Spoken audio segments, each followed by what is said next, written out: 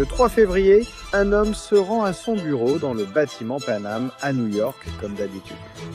Dans 10 minutes, il sera mort. Il est 8 h du matin et il est le premier à arriver aux bureaux exécutifs de United Brands. Il se rend dans son propre bureau d'angle, au 44e étage, un bureau petit et discret pour le dirigeant d'une grande entreprise. Il a récemment acquis United Brands, une entreprise en difficulté qu'il espérait redresser. Mais l'acquisition ne s'est pas déroulée comme prévu, entraînant des pertes de plus en plus importantes. Alors que les pertes s'accumulent, l'homme est pris dans une spirale descendante, luttant pour éviter la ruine financière. Il entre dans son bureau, ferme la porte et relève les stores. Puis il frappe la vitre avec sa mallette avec assez de force pour la briser. Il grimpe sur le rebord et saute, plongeant 44 étages plus bas. Cet homme était Eli Black, le père de Léon Black. Sous le faste et le glamour de la personnalité de milliardaire de Léon Black se cache un sombre secret, un secret qui, s'il était révélé, détruirait l'image soigneusement construite qu'il s'est forgée. Les rumeurs de transactions douteuses et de paiements illicites se font de plus en plus insistantes, et Black sait que le temps lui est compté. S'il veut empêcher la vérité d'éclater, il n'a pas une seconde à perdre, tout est en jeu. Mais Black est un homme qui prospère dans l'incertitude et il est déterminé à tout faire pour protéger son héritage. Même si cela signifie jouer à un jeu mortel du chat et de la souris avec ses ennemis. La vie de Léon Black semble tout droit sortie d'un conte de fées. En grandissant, il a tout ce dont un jeune garçon peut rêver. Des écoles prestigieuses, des événements mondains et des vacances luxueuses. Le succès de son père dans les affaires lui avait offert une vie de privilèges et d'opportunités. Mais aujourd'hui, son monde est bouleversé.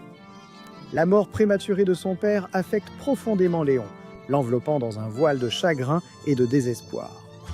Alors que Léon lutte pour accepter l'ampleur de sa perte, il sent le poids des responsabilités peser sur lui. Léon Noir réalise maintenant qu'il est l'homme de la famille, et il sait ce qu'il doit faire désormais. Au lieu de laisser son chagrin le consumer, il le transforme en moteur de réussite. Il sait qu'il doit réussir non seulement pour lui-même, mais aussi pour son père. Il va construire un empire financier qui va bouleverser l'industrie. Une société de capital investissement qui rivalisera avec Blackstone. La pression est là, et il la ressent à chaque respiration. Mais loin d'avoir peur du défi, il l'accueille à bras ouverts. Peu après l'obtention de son diplôme, Léon est embauché par Michael Milken, le roi des obligations pourries, sujet d'un autre documentaire chez Drexel Burnham Lambert.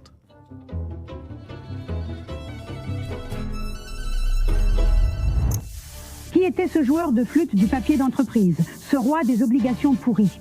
L'icône du jour est Michael Milken, nommé comme l'une des 75 personnes les plus influentes du XXIe siècle. Qu'est-ce qu'une obligation pourrie? Une obligation pourrie est simplement une obligation à faible notation, à haut rendement et à taux d'intérêt élevé, où vous financez une entreprise en échange, disons, de 100 $ et l'entreprise accepte de vous rembourser, disons, à un taux d'intérêt de 13 ou 14 %, contrairement, par exemple, aux 8 % que vous pourriez obtenir sur un certificat de dépôt bancaire. Mais vous n'avez aucune assurance dessus. Vous n'avez pas le même type de qualité de crédit qu'une entreprise comme Coca-Cola ou International Business Machines pourrait vous offrir. Michael Milken est un maître dans ce domaine. Il connaît les tenants et aboutissants du marché des obligations pourries, comme sa poche, et il a un talent pour identifier les entreprises sous-évaluées avec un potentiel de croissance explosive. Léon commence comme associé au département des fusions et acquisitions. Mais son esprit acéré et son ambition sans relâche le propulsent au sommet de l'entreprise en tant que directeur général. Il travaille en étroite collaboration avec Milken et est considéré comme son bras droit. Léon ne peut s'empêcher d'être captivé par Michael Milken. Il est fasciné par le succès de Milken et il voit le potentiel d'énormes profits sur le marché des obligations pourries. Mais à mesure qu'il est happé par l'orbite de Milken, absorbant ses enseignements comme une éponge, Léon commence à voir les frontières entre le légal et l'illégal devenir floues. Et Léon Noir se rend vite compte que le grand succès a un prix. Nous sommes en 1986 Et Michael Milken et son équipe chez Drexel Burnham Lambert s'apprêtent à réaliser l'un des plus grands coups de l'histoire de Wall Street. La cible, Beatrice Foods. Le jus d'orange tropical a un goût encore plus frais, comme fraîchement pressé. Ils n'ont pas pu. Ils l'ont fait. Le Tropicana plus frais a un goût plus proche de l'orange. Nous sommes Béatrice. Il y a un moment pour les cacahuètes. Un immense conglomérat, avec un portefeuille de produits alimentaires et de biens de consommation, c'est une cible d'acquisition difficile. Emprunter beaucoup d'argent pour racheter une entreprise dans le cadre d'un rachat avec effet de levier peut rapporter gros, mais si cette nouvelle acquisition ne génère pas assez de revenus pour rembourser la dette, les conséquences peuvent être catastrophiques. C'est un jeu à haut risque et à haute récompense, et seuls les plus courageux sont prêts à y jouer. À la tête de cette opération à haut risque se trouve nul autre que Léon Noir lui-même. Noir se penche sur les chiffres, son esprit travaillant à toute vitesse, alors qu'il cherche des moyens de maximiser les rendements pour les clients de Drexel. Leur sort repose entre ses mains tandis qu'il traque les meilleures opportunités d'investissement et négocie des conditions avantageuses. Le temps presse et la pression monte. Au fil des jours et à mesure que l'accord commence à prendre forme, la tension monte jusqu'à son paroxysme. Cependant, Black reste calme et posé, tout en travaillant jour et nuit pour s'assurer que tout se déroule comme prévu. Enfin, après des semaines de négociations intenses et de nuits blanches, l'accord est conclu. Beatrice Foods est désormais entre les mains de ses nouveaux propriétaires, et Drexel Burnham Lambert a consolidé sa réputation en tant qu'acteur majeur dans le monde de la finance à haut risque. Mais pour Black, le succès de l'accord Beatrice Foods n'est que le début. Il a solidement établi sa réputation de négociateur, et il vise désormais des projets encore plus grands et audacieux, désireux de prouver qu'il est véritablement l'un des plus grands esprits financiers de sa génération. Mais Black est loin de se douter que sa victoire chèrement acquise est sur le point de s'effondrer comme un château de cartes. Michael Milken n'est pas du genre à suivre les règles. Pour lui, la fin justifie toujours les moyens. Mais les piliers du puissant empire de Milken s'effondrent déjà sous le poids de leur propre corruption, et Leon Black se retrouvera bientôt au cœur d'une tempête déchaînée. Le 12 mai, Dennis Levin, directeur général du département fusion et acquisition de Drexel, est inculpé de délit d'initié. En 1985, Levin a effectué des transactions basées sur des informations privilégiées sur l'action Bisco. Et avec seulement 2 appels téléphoniques, j'ai remporté près de 3 millions de dollars. C'est ce qui a tout déclenché, la folie de cette histoire. Ce n'était pas si difficile. Tu deviens de plus en plus audacieux et ça devient plus facile. Tu gagnes de plus en plus d'argent et ça s'auto-alimente. Et avec le recul, je me rends compte que j'étais malade, que c'est devenu une addiction, que je vivais pour l'euphorie de faire ces transactions, de conclure la prochaine affaire, de faire une affaire encore plus grosse. Levin plaide coupable à 4 chefs d'accusation criminels et fournit des informations aux autorités impliquant son associé, Ivan Boesky, dans des activités illégales similaires. Aujourd'hui, Ivan Boesky, figure centrale du scandale de délit d'initié de Wall Street, a comparu devant la justice. Il a gagné des centaines de millions de dollars en achetant et vendant des actions d'entreprises juste avant leur rachat. Mais comme vous le savez, Ivan Boesky a utilisé des informations d'initié. Il a déjà payé une amende et risque désormais la prison. C'est un Ivan Boesky au visage sombre qui est entré aujourd'hui dans le palais de justice fédéral du Lower Manhattan. Conformément à un accord avec les procureurs, il a plaidé coupable d'avoir menti à la Commission des valeurs mobilières et des échanges. Lorsqu'on lui propose un accord de plaidoyer, Boesky offre à la Securities and Exchange Commission le cerveau de l'opération Michael Milken. Boesky, risquant la prison à vie, conclut un accord avec les procureurs. Cela inclut d'accuser Milken d'actes répréhensibles. Muni des informations fournies par Boesky, la Securities and Exchange Commission a lancé son enquête sur Milken. Alors que l'enquête s'intensifie, Léon Black se retrouve dans une situation éprouvante. La carrière prometteuse de Léon vacille au bord de la destruction, tandis que les médias le harcèlent sans relâche. Chacun de ses gestes est scruté alors qu'il lutte pour sauver sa réputation, sa fortune et sa liberté. Avec la menace de la prison, les enjeux sont plus élevés que jamais. En mars 1989, un grand jury inculpe Michael Milken de 98 chefs d'accusation criminels. Parmi les chefs d'accusation, complot en vertu des lois sur le racket, fraude lors de la vente de titres et délit d'initié en utilisant des informations privilégiées pour réaliser un profit au détriment d'autres investisseurs. Mais finalement, 3 ans après le début de l'enquête, son avocat a déclaré qu'il accepterait de négocier un accord de plaidoyer et de payer également 600 millions de dollars en amende et en restitution. Mais la durée de son incarcération dépendrait du juge. Elle a choqué Michael Milken et bouleversé Wall Street en lui imposant une peine de prison de 10 ans. Léon Black regarde avec horreur son mentor et ami Michael Milken se faire menotter et escorter en prison.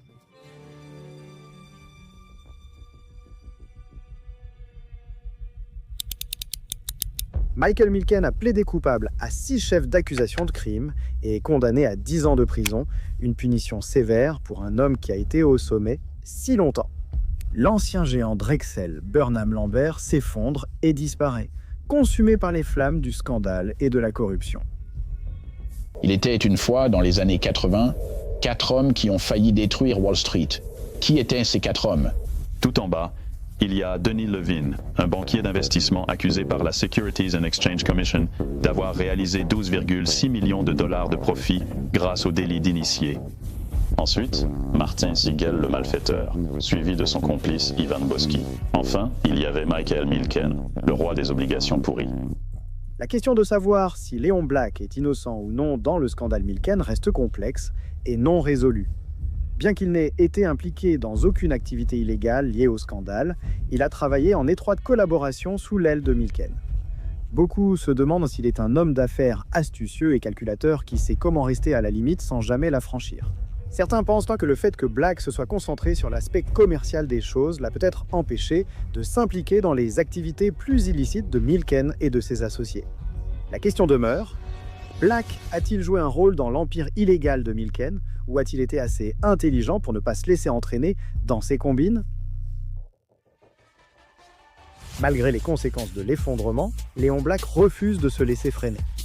Il renaît des cendres de la faillite de Drexel avec une détermination farouche, bien décidé à reconstruire et à retrouver sa place de titan de l'industrie financière. Léon Black est désormais un homme en mission, prêt à bâtir l'une des plus grandes institutions financières de tous les temps, Apollo Global Management. Au cœur de Wall Street, Léon Black, accompagné d'anciens employés de Drexel, Joshua Harris et Mark Rowan, prépare un plan pour bouleverser à jamais le secteur du capital investissement. Animé par une soif insatiable de richesse et de pouvoir, il fonde Apollo Global Management en 1990. J'ai passé 13 ans chez Drexel Burnham Lambert, une fusée qui parcourait tout l'univers, puis la dernière année a été un désastre lorsque la fusée s'est écrasée et a brûlé.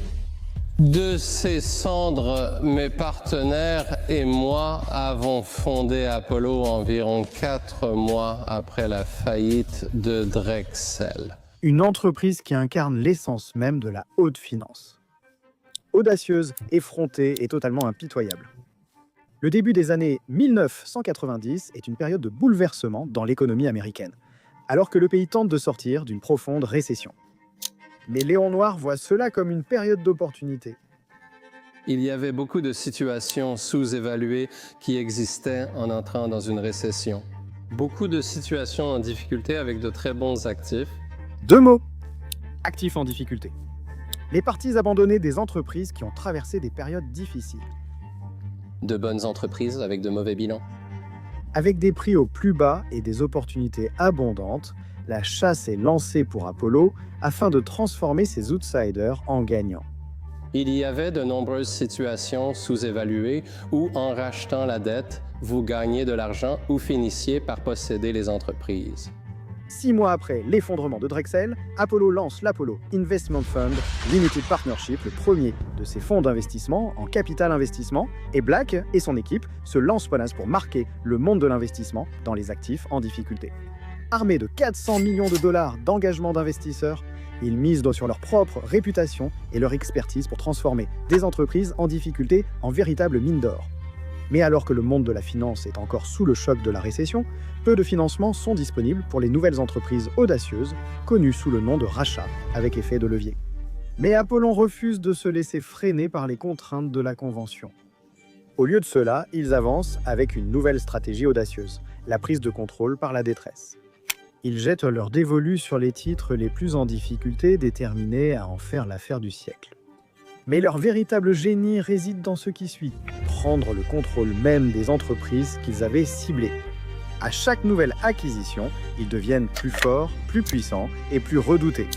Et à mesure que leur portefeuille s'élargit pour inclure des marques emblématiques comme Vail Resorts, Walter Industries et Cooligan, le monde de la finance observe avec admiration, sachant qu'un nouveau roi s'est levé pour réclamer le trône. Mais la route vers le sommet n'est jamais facile. Et à chaque nouveau défi, Léon Noir doit prouver sa valeur et se battre pour conserver sa place à la table. Apollo acquiert des parts dans des entreprises financées par Drexel en rachetant des obligations à haut rendement auprès d'institutions financières en faillite. Leur dernière opération concerne l'acquisition du portefeuille d'obligations de la compagnie d'assurance vie Executive Life et une décision qui peut faire ou défaire l'entreprise. C'est une décision risquée, mais Black et son équipe sont prêts à tenter leur chance. Le parcours est semé d'embûches, avec un enchevêtrement de réglementation et de surveillance gouvernementale à traverser. Un faux pas et toute leur opération peut s'effondrer. Mais contre toute attente, Apollon sort vainqueur. Ils achètent le portefeuille d'Executive Life et lorsque la valeur des obligations à haut rendement remonte enfin, ils en récoltent des fruits. L'affaire Executive Life marque un tournant pour Apollon et consolide leur réputation d'investisseurs audacieux et prospères. Sont-ils la réincarnation de Drexel Burnham Lambert ? Il y a des choses qu'ils ont tirées de Drexel qui les ont vraiment aidés lors de leur passage chez Apollon, mais Apollon est connu comme l'un des plus grands fonds de capital investissement au monde. Leur troisième fonds de capital investissement, Apollo Investment Fund 3, est un succès immédiat, levant la somme stupéfiante de 1,5 milliard de dollars auprès de certains des plus grands investisseurs du monde, y compris le fonds de pension de General Motors. Mais ils ne font que commencer. Les stratégies d'investissement de la société s'étendent pour inclure tout, de l'immobilier et de l'énergie à la santé, et ils font sensation dans divers secteurs. Black et son équipe ont une capacité incroyable à identifier des actifs sous-évalués et à les transformer en investissements extrêmement rentables, laissant leurs concurrents loin derrière. Le résultat ? Apollo s'impose comme l'une des sociétés de capital investissement les plus performantes des années 1990 et 2000, leur nom devenant synonyme d'investissement audacieux et de rendement lucratif. En 2010, ils réalisent leur plus grande acquisition à ce jour en achetant la société chimique néerlandaise LyondellBasell pour la somme colossale de 19 milliards de dollars. Cela a ouvert la voie à l'expansion mondiale. En 2013, ils acquièrent McGraw-Hill Education, un acteur majeur de l'industrie de l'éducation. En 2016, ils acquièrent ADT, un fournisseur de premier plan de solutions de sécurité et d'automatisation pour les particuliers et les entreprises. Et alors qu'Apollo fait son entrée sur le marché lucratif de la sécurité domestique, Léon Noir se tient à la barre, rempli d'un sentiment enivrant de puissance et d'invincibilité. Son leadership sans égal et ses tactiques d'investissement avisées ont transformé Apollo Global Management, qui n'était qu'un point insignifiant sur le radar, en un véritable mastodonte. Il semble à Noir qu'il est invincible, mais un secret sombre menace de le faire chuter brutalement. Le monde est sur le point d'assister à une chute catastrophique sans précédent.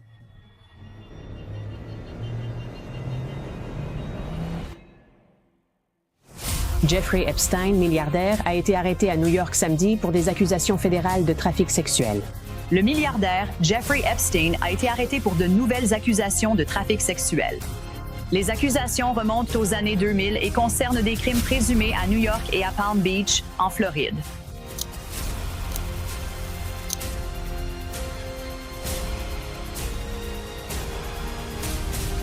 En 2021, une révélation fracassante secoue le monde de la finance jusque dans ses fondements.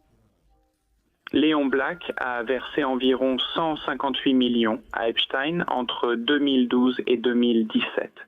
Léon Black a viré environ 50 millions à Epstein en 2008, après qu'Epstein ait été condamné pour sollicitation de prostitution auprès de jeunes adolescentes. La nouvelle provoque un choc mondial. L'indignation du public est palpable et la frénésie médiatique est implacable alors que de nouveaux détails sur l'association de Léon Black avec Epstein émergent. Les mêmes personnes qui encensaient autrefois Léon Black comme un titan de la finance le vilipendent désormais comme un complice de l'un des délinquants sexuels les plus notoires de l'histoire moderne. Les conséquences de son association avec Epstein l'ont plongé dans un cauchemar sans fin, fait de honte, de regrets et de désespoir. Sa réputation autrefois irréprochable a été brisée de façon irréparable, ne lui laissant que les décombres de son ancienne vie. Léon Noir mène un combat difficile pour laver son honneur et redorer sa réputation, alors qu'il doit affronter les vérités dérangeantes de son passé et les décisions douteuses qui l'ont conduit sur cette voie périlleuse. Que Léon Noir démissionnera de son poste de président-directeur général suite à une enquête sur ses relations avec Jeffrey Epstein. Alors que la poussière retombe sur ce scandale explosif, il nous reste une leçon morale édifiante. Plus les secrets sont sombres, plus le prix à payer est élevé. Parfois, l'obscurité tapie dans l'ombre du passé peut avoir des conséquences catastrophiques, même pour ceux qui sont au sommet du pouvoir et du succès.